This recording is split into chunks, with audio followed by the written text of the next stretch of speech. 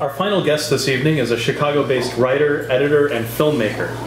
He is the author of The Monster Variations, one of New York Public Library's 100 Best Stuff for Teens, Rotters, Scowler, and Trollhunters, which he co-authored with filmmaker Guillermo del Toro. Upcoming novels include volumes 1 and 2 of The Death and Life of Zebulon Finch.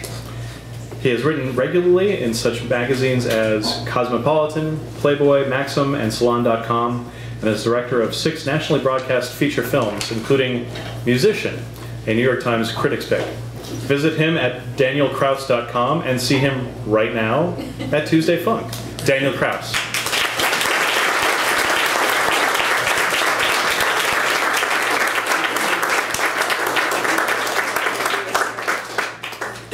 Good height? Yeah, it's fine. Hi. I hardly ever do readings. I'm happy to be here. I mean, at the at the Hop Leaf. Not so much up here, but the reason I'm reading here is that a couple years ago, the last time I did a reading actually was up here. I had a book called Scowler that I have a fan. One single fan. And for various reasons having to do with the book and my feelings about it, I intended to never do any events or readings of it.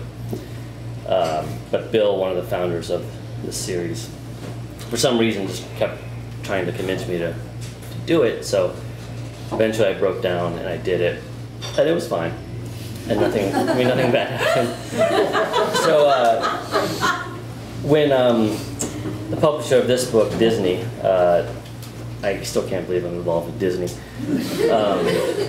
considering the kind of stuff I write.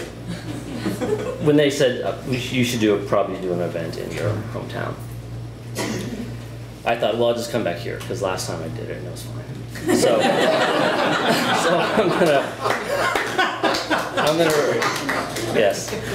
I'm gonna read from this book that Guillermo and I wrote called Trollhunters. This is, unlike my other stuff, this is written for younger kids. I mean, teens, I guess, but I think the ideal audience is probably like middle school or something.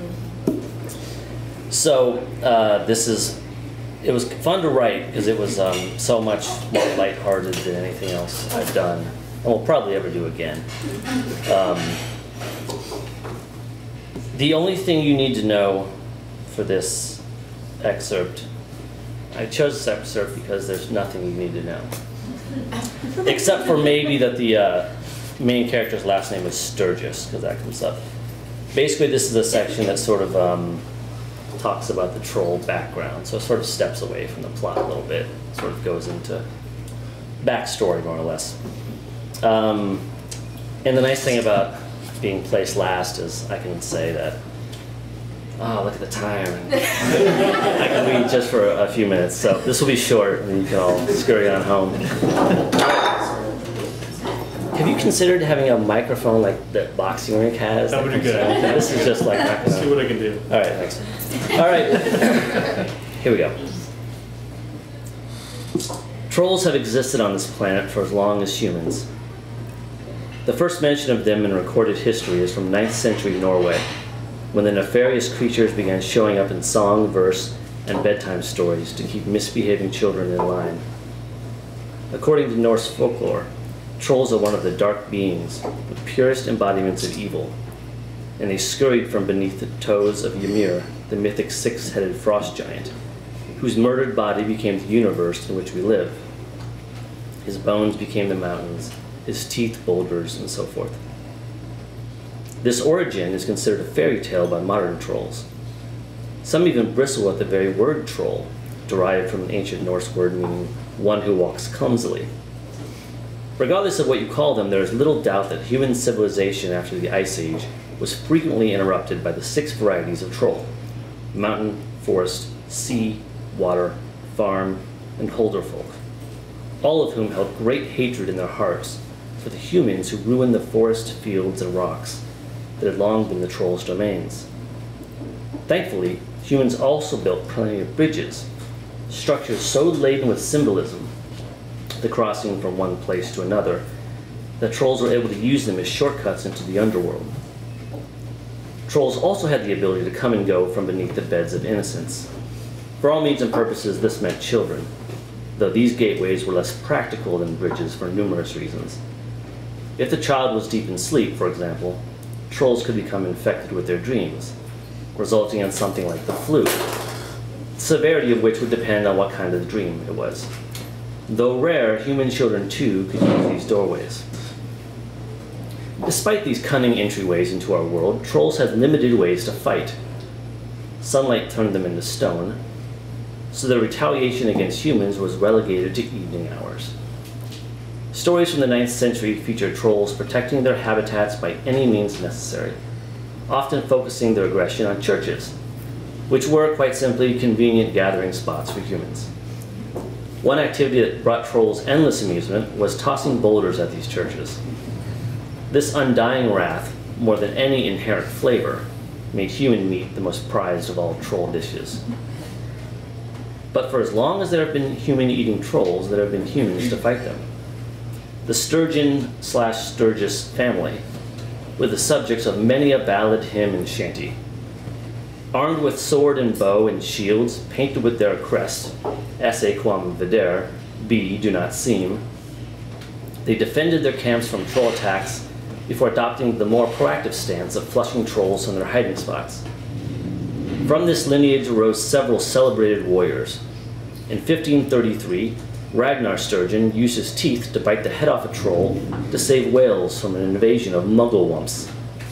In 1666, Rosalind Sturgeon was partly responsible for the Great Fire of London, while fending off a horde of large Irish bat-mugs. Possibly the most controversial was Theobald Sturgis, who rescued a battalion of English soldiers during the Battle of Mons from a pack of gizcolders who attempted to burrow upward through the trenches. Trolls spread like fire across the Eurasian continent. Iceland, Sweden, Finland, Germany, France, and Scotland were the locations of the most storied underworld kingdoms, though troll populations rose up as far away as China. However, as recently as the early 17th century, and seeing how trolls can live up to 1,000 years, that's pretty recent, there was not a single troll on American soil.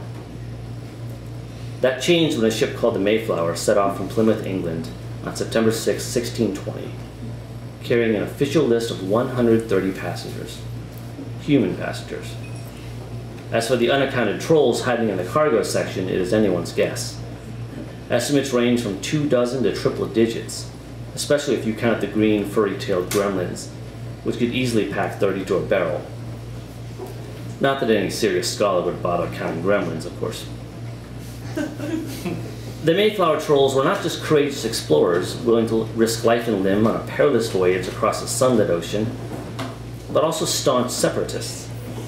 A philosophical argument had riven the troll communities of the British Isles into two factions. Most kept a traditional conservative view of troll-human relations. That is, humans would continue to spoil the natural resources that trolls held dear, and the trolls in return would eat the humans. But a splinter group led by Ebenezer Arg of the Lincolnshire Args believed that this relationship was not only unsustainable but immoral, and promoted to his believers a program of better living through four-legged consumption. Abolished were the tender main courses of human children. Gone were the spicy after-dinner snacks of human sausage straight from the smokehouse. Forbidden were the breakfast treats of sugared old person skin. These trolls favored rabbits, squirrels, raccoons, rats, certain varieties of birds, and the occasional seasonal cat. No sooner had they landed in America than the separatist trolls fled the Mayflower by night and found bridges beneath which they could enter the underworld and begin to build livable homes. The eastern seaboard flourished with fertile cave ground, and the trolls spread to new quarters in their characteristic fashion, slowly but steadily. No sooner would a new bridge be inaugurated than a troll and his family would take residence beneath it. Few trolls made the dangerous trek to the west, and fewer made it alive. but many of those who did found themselves drawn to quiet San Bernardino, the cupped hand of God. At last, trolls had found a temperate home that did not require the stocking of food for long winters.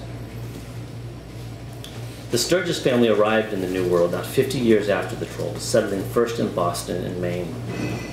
The American Sturgises, however, found themselves without reason to fight the peaceful Euro-American trolls, and over time their warrior lifestyle was overtaken by pursuits far more useful for a developing nation.